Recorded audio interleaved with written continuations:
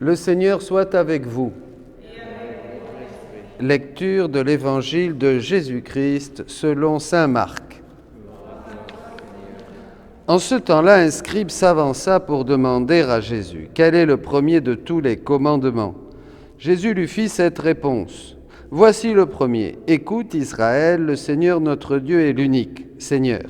Tu aimeras le Seigneur ton Dieu de tout ton cœur, de toute ton âme, de tout ton esprit et de toute ta force. Et voici le second. Tu aimeras ton prochain comme toi-même. Il n'y a pas de commandement plus grand que celui-là. Que cela.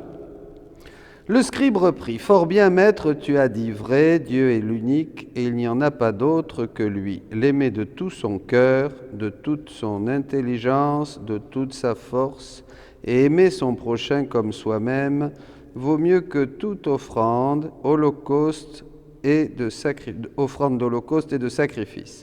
Jésus, voyant qu'il avait fait une remarque judicieuse, lui dit « Tu n'es pas loin du royaume de Dieu. » Et personne n'osait plus l'interroger. Acclamons la parole de Dieu.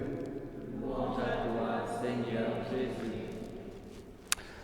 Voilà, mes amis, célébrons cette messe en l'honneur de Sainte Clotilde pour prier pour notre pays, la France, et pour la conversion de toute notre nation. Mais revenons aux lectures. La première d'abord. Eh oui, c'est pourquoi je supporte tout pour ceux que Dieu a choisis afin qu'ils obtiennent aussi le salut qui est dans le Christ Jésus avec la gloire éternelle. Je parle aux missionnaires. Je parle à ceux qui ont reçu dans leur cœur cet appel intime, comme Paul, comme Pierre, comme les premiers, comme maintenant cette nouvelle aussi génération de missionnaires de la divine volonté. Je parle à tous ceux qui veulent faire connaître Jésus, le Jésus de l'Évangile, le Jésus mort et ressuscité pour tous les hommes. Voyez, ceux qui travaillent activement à cela, vous aurez des combats. Vous aurez beaucoup de combats. Quelquefois, je me dis, mais qu'est-ce qui se passe, Seigneur? Ça tombe à droite, ça tombe à gauche, et là c'est ceci, et là c'est une persécution, et là c'est une mauvaise nouvelle, et là c'est quelqu'un qui n'est pas content.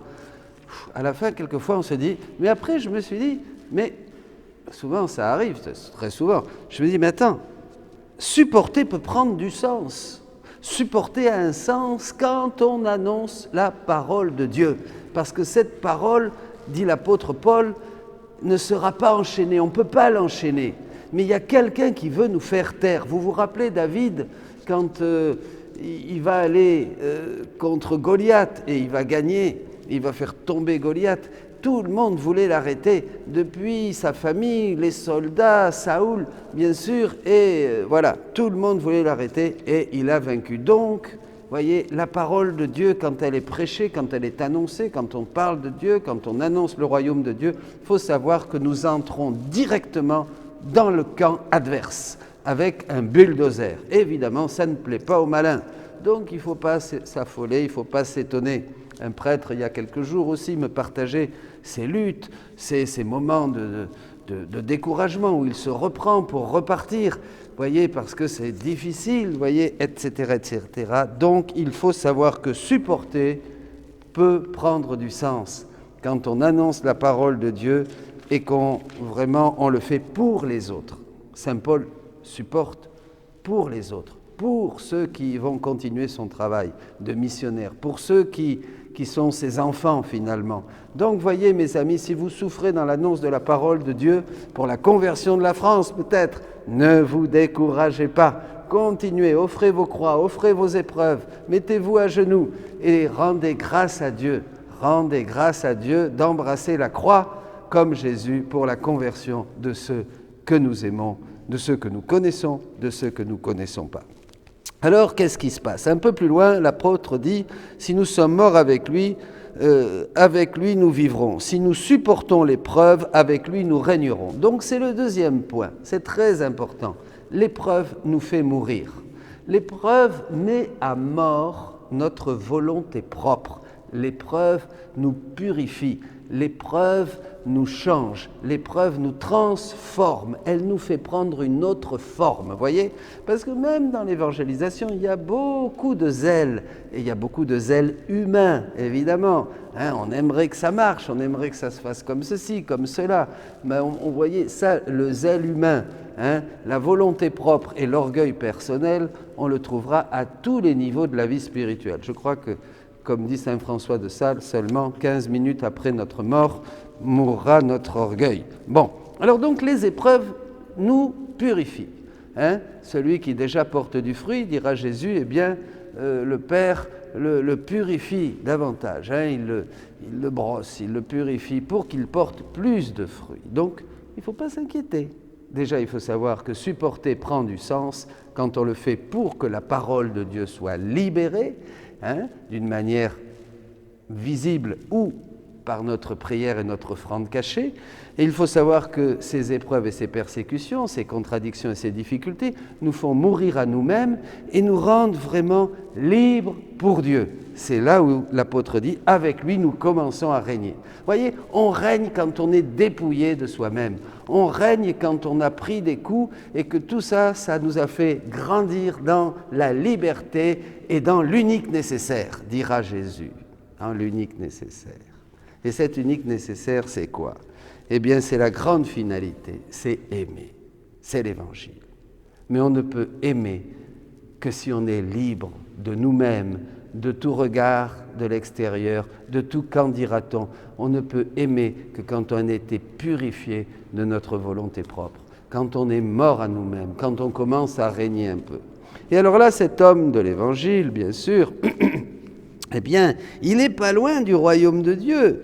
Il va dire qu'il faut, évidemment, comme un bon juif, il va dire que le premier des commandements, c'est d'écouter Dieu, notre Seigneur, qui est l'unique Seigneur, et c'est de l'aimer avec tout son cœur, avec toute son âme, avec tout son esprit. Et le second commandement, aimer son prochain comme soi-même. Bon, c'est déjà très beau. Mais évidemment, ce n'est pas ce que va annoncer Jésus, quand il va dire « aimez-vous les uns les autres comme moi, je vous ai aimé ». Maintenant, nous savons que dans l'ordre de la grâce, de cette rédemption de l'homme qui nous est donné par la mort et la résurrection de Jésus, eh bien, nous devons aimer comme Jésus aime. Nous devons donc aimer le prochain pour Dieu, d'accord, avec Dieu et comme Dieu. C'est ça.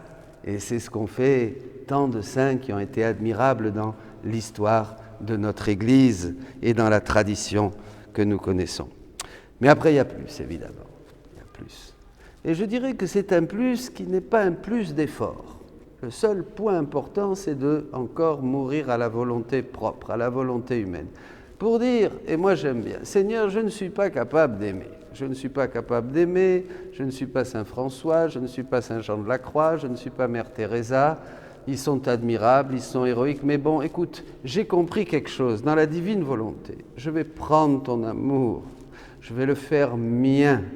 Je vais prendre tes vertus, Jésus. Je vais prendre l'amour avec lequel tu as aimé tous les hommes, l'amour avec lequel tu as aimé et glorifié le Père, l'amour avec lequel tu as réparé au nom de tous, pour tous. En fait, je vais fusionner, je vais entrer dans ta divine volonté pour prendre cet amour qui est un de tes plus beaux attributs, le plus grand, le plus immense, puisque Dieu est amour, comme tu l'as dit dans la lettre de Saint Jean. Eh bien, je prends cet amour, et avec cet amour, je vais pouvoir aimer mes ennemis. Je vais pouvoir aimer celui qui est mon voisin et qui peut-être me casse les pieds. Je vais pouvoir aimer celui-ci. Je vais pouvoir aimer... Je ne vais pas ressentir quelque chose de particulier, parce que nous avons quelque chose de très spécial, c'est que nous avons confondu amour et émotion. Pour nous, aujourd'hui, dans un langage moderne, aimer a besoin d'émotions, et d'émotions positives, d'émotions sensibles, d'émotions amoureuses, de quelque chose qui nous réjouit. Pas du tout ça, aimer. Dieu est amour. Aimer, c'est un acte. C'est un acte. Dieu a tant aimé le monde qu'il a donné son Fils unique. Voyez, aimer, c'est un acte. Ça n'a rien à voir avec de la sensibilité. Aimer, c'est se donner. Les martyrs, vous croyez qu'ils chantent quand ils montent sur l'échafaud, quand ils sont brûlés vifs. Pas du tout. Aimer, c'est un acte. Dieu nous a tant aimés qu'il a donné, il a fait quelque chose, il a donné, il s'est donné dans son Fils, voyez. Donc il faut savoir ça. Et dans la divine volonté, eh bien, on prend cet amour déjà pour commencer à aimer le prochain, à aimer tous les hommes avec l'amour même de Dieu. On agit avec Dieu, on se vide de nous-mêmes et on agit avec Dieu. Eh bien, mes amis, allons-y. Vous avez une grande clé de lecture. Nous avons aujourd'hui dans cet évangile un grand secret qui nous est révélé, source de liberté, source déjà d'un vécu, d'une expérience du royaume de Dieu, ici, au milieu de nous. Amen. Soyez bénis.